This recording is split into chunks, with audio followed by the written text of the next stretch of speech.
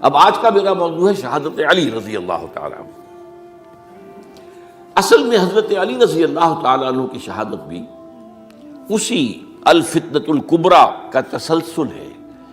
وہ جو عبداللہ ابن سبا کا پیدا کردہ عظیم ترین فتنہ تھا، اسی کا ایک نتیجہ حضرت علی کی شہادت بھی ہے، لیکن وہ بات ذرا تفصیل سے سمجھنی ہوگی، اور اس کے لیے میں ممنون احسان ہوں۔ حال ہی میں ایک کتاب چھپی ہے، ڈاکٹر سید رضوان علی ندوی، وہ محقق ہیں تاریخ کے، انہوں نے بڑی تاریخی تحقیق کے بعد جو باتیں بیان کی ہیں وہ میں آپ کے سامنے رکھ رہا ہوں۔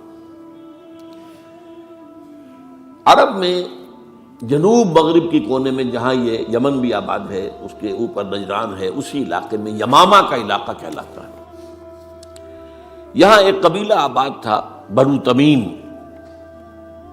یہ جو لوگ تھے بڑے کرخت مزاج، جنگجو، اکھڑ، ضدی، اور جس بات کو ایک دفعہ مان لے اس پر اڑ جانے والے اور مر مٹنے والے۔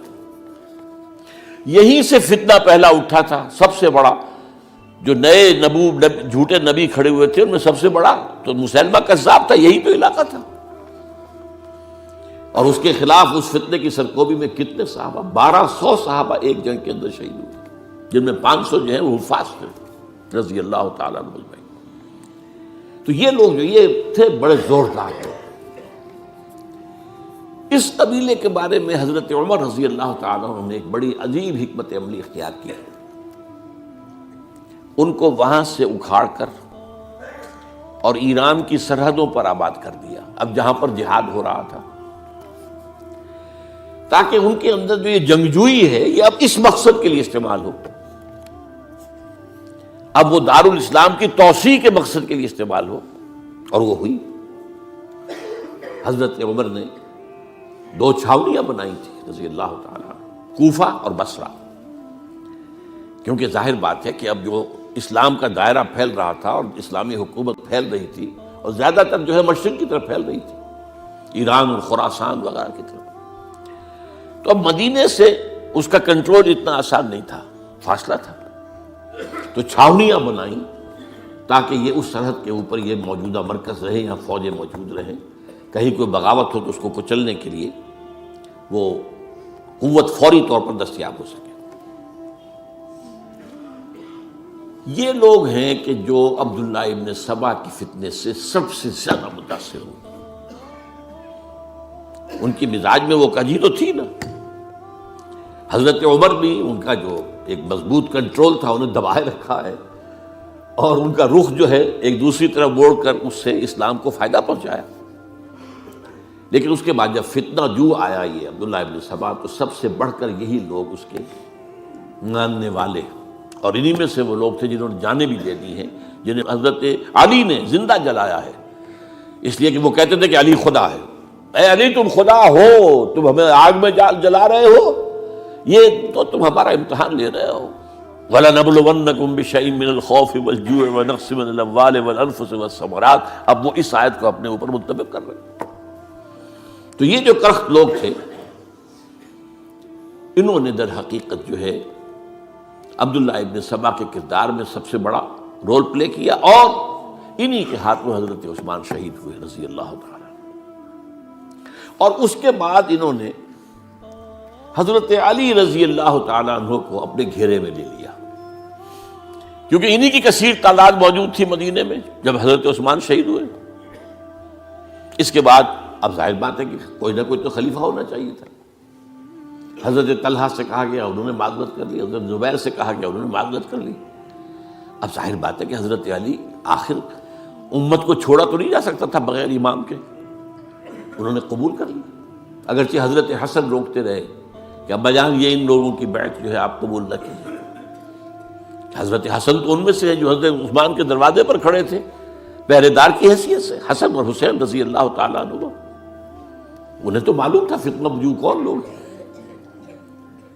اس کے بعد حضرت علی رضی اللہ تعالیٰ عنہ نے اسی حکمت سے، جس حکمت کے تحت حضرت عمر نے یہ چھاونیاں آباد کی تھی، دارالخلافہ بھی مدینے سے کوفہ منتقل کر دیا، تاکہ پورے عالم اسلام کو کنٹرول کیا جا سکے اس مرکز کے ساتھ۔ اس کا نتیجہ یہ نکلا کہ اب گویا کہ حضرت علی کے گرد ان لوگوں کا گھیراؤ مکمل، کوفے میں یہی تو آباد تھے، کوفی یہی تو تھے، حضرت عمر نے انہیں لا کے یہاں آباد کیا تھا۔ جب حضرت علی نے کوفے کو اپنا دارالخلافہ قرار دیا تو گویا کہ ان کا پھر عمل دخل بہت بڑھ گیا۔ ایک طریقے سے یہ کہا جا سکتا ہے کہ انہوں نے اب حضرت علی رضی اللہ تعالیٰ عنہ کو اپنے محاصرے میں لے لیا۔ چنانچہ جنگ جمل کے موقع پر یہ ہوا ہے کہ صلح ہو گئی تھی، حضرت عائشہ رضی اللہ تعالیٰ عنہ کے جو نمائندے تھے اور ادھر سے حضرت علی، صلح ہو گئی تھی، طے ہو گیا تھا کہ ہاں قاتلین عثمان کو جو ہے ان کو سزا دی جائے گی، قصاص لیا جائے گا حضرت عثمان کی قتل کا۔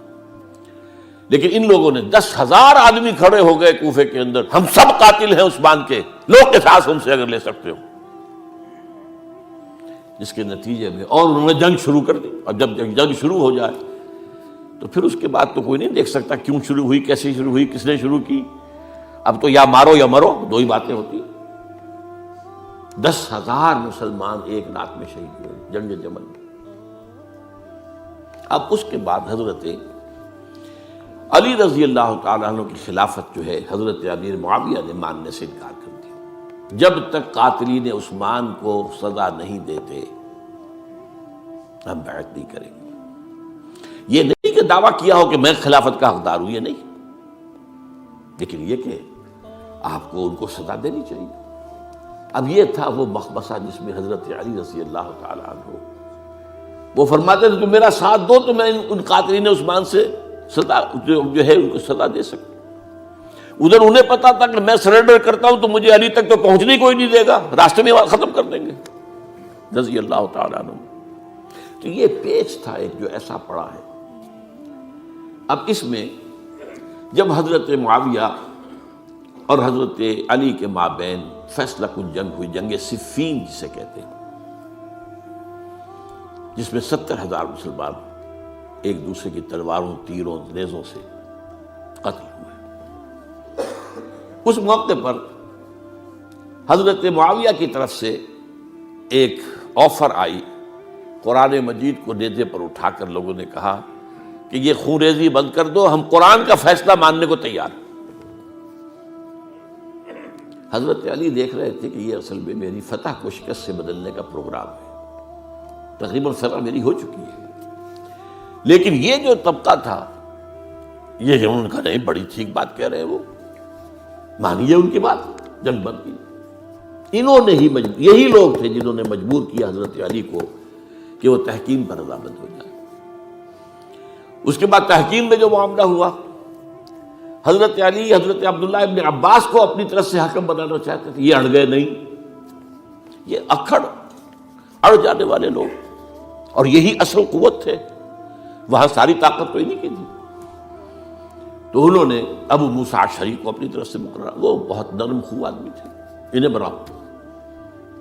بہرحال جو بھی بات طے ہوئی، اب تاریخ کی روایتوں میں اختلاف ہو سکتا ہے، کہا یہ جاتا ہے کہ طے تو یہ ہوا تھا حکمین کے مابین، ادھر سے ابو موسیٰ اشعری، ادھر سے عمرو بن العاص رضی اللہ تعالی عنہما، کہ آپ اپنے جو کلائنٹ ہیں حضرت علی آپ انہیں معزول کر دیجئے، میں معاویہ کو معزول کر دیتا ہوں، پھر جو ہے مسلمان فیصلہ کر لیں کسی اور کی عمارت۔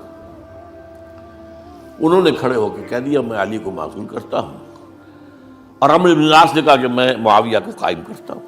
اب یہ ہے روایت، واللہ عالم اس میں کتنا سچ ہے کتنا جھوٹ ہے، میں کوئی مورخ نہیں ہوں، میں کوئی تاریخ کا محقق نہیں ہوں۔ اس کے بعد جو ہے اب یہ لوگ انہوں نے کہا کہ مانیے تحکیم کو، اور جب انہوں نے حضرت علی نے اس تحکیم کے فیصلے کو ماننے سے انکار کیا تو باغی ہو گئے، حضرت علی کو کافر قرار دیا، اور جا کر ایک جگہ پر حرورہ ایک جگہ تھی وہاں پر جا کے جمع ہو گئے، جتھا بندی کی بہت بڑی طاقت پر وہاں کری۔ انہوں نے طے کیا کہ علی بھی کافر ہو گیا، معاویہ بھی کافر ہو گیا، عمرو بن العاص بھی کافر ہو گئے، سب کافر ہیں۔ حضرت علی کی طرف سے ایک گئے سفیر ان سے بات کرنے کے لیے، تو انہوں نے کہا تم ہی نے تو کہا تھا کہ تحکیم کو تسلیم کرو، کہ ہاں ہم نے گناہ کیا تھا، کفر کیا تھا، ہم توبہ کی ہم نے۔ اگر علی بھی مان لے کہ میں نے مان کر کفر کیا تھا، اب میں توبہ کرتا ہوں، تو ہم ان کی بات مان لیں گے۔ اب حضرت علی اس طرح کا جھوٹ کیسے بولتے؟ انہوں نے تو کوئی کفر نہیں کیا تھا۔ بہرحال انہوں نے پھر بھی نرمی برتی کہ دیکھو اگر تم کوئی خونریزی نہیں کرو گے، فساد نہیں مچاؤ گے، تو میں تمہیں کچھ نہیں کہوں گا۔ لیکن وہ اپنی ان شرارتوں سے بعد نہیں آئے۔ تو پھر تیسری جو بڑی جنگ ہوئی ہے ان جنگوں میں، جنگ نہروان کہلاتی ہے، حضرت علی کی جنگ خوارج کے ساتھ، جس میں 4000 خارجی جو ہیں وہ ختم ہوئے۔ اور یہ بات اب آپ نوٹ کر لیجئے کہ یہ لوگ جیسا کہ اکھڑ بھی تھے لیکن اپنی بات پر ڈٹ جانے والے تھے، لیکن ساتھ ہی دیندار بھی تھے، نمازی اور روزے دار بھی تھے۔ یہ اس طرح کے لوگ نہیں تھے کہ جو فاسق اور فاجر ہو، بس یہ مزاج کا ایک ہے، جو بات دل میں بیٹھ گئی اڑ گئے۔ تو یہ اصل میں انہوں نے پھر فیصلہ کیا کہ اور تو ہمارے بس میں اب کچھ نہیں ہے، ان تینوں کو قتل کر دیا جائے، علی کو بھی اور معاویہ کو بھی اور عمرو بن العاص کو بھی۔ تو ایک جگہ ان کی سازش ہوئی، 3 آدمی معین ہو گئے، ایک ہی وقت کا طے فیصلہ ہو گیا، فلاں تاریخ کو فجر کے وقت تم جاؤ، وہ تم کوفے کی جامع مسجد میں، جب علی نماز جماعت کرا رہے ہو خنجر مارو انہیں۔ اور یہ اس کا نام ابن ملجم تھا، خارجی، یہ وہی لوگ بنو تمیم کے لوگ۔ دوسرا جو تھا وہ دمشق میں حضرت معاویہ کو قتل کرنے، شہید کرنے کے لیے پہنچ گیا۔ تیسرا مصر پہنچ گیا حضرت عمرو بن العاص کو۔ اب یہ بات اللہ کی طرف سے ہے، یہ تو اس کی مشیت ہے، اس کا فیصلہ ہے۔ حضرت علی پر وار کارگر ہوا، اب شہید ہو گئے۔ حضرت معاویہ پر وہ وار ذرا اوچھا پڑا، زخمی تو ہوئے لیکن آپ کی جان بچ گئی۔ عمرو بن العاص اس روز مسجد میں کسی معذوری کی وجہ سے، عذر کی وجہ سے فجر میں آئی نہیں سکی، لہذا حضرت علی کی شہادت ہو گئی۔ اب یہ ہے اصل پس منظر، کن لوگوں نے کیا شہید، اصل میں وہ سمجھ لینے کی بات ہے۔ یہ خوارج نے شہید کیا، لیکن خوارج کا فتنہ سبائی فتنے ہی کا آف شوٹ ہے، اسی کے ذیل میں ہے، اسی کی ایک شاخ ہے، اسی کا ایک نتیجہ ہے۔ یہ خوارج جو ہے بعد میں بھی ان کی مسلسل جو ہے وہ جنگیں رہی ہیں۔ بہرحال اس صورتحال کو یہ سمجھ لیجئے کہ یہ خلفائے ثلاثہ رضی اللہ تعالی عنہ، حضرت عمر شہید، عثمان شہید، علی شہید۔ عجیب بات ہے کہ تینوں کا نام عین سے شروع ہوتا ہے، عمر عین سے، عثمان عین سے، علی عین سے، تینوں شہید ہوئے ہیں۔ لیکن یہ کہ یہ ہے تاریخی پس منظر۔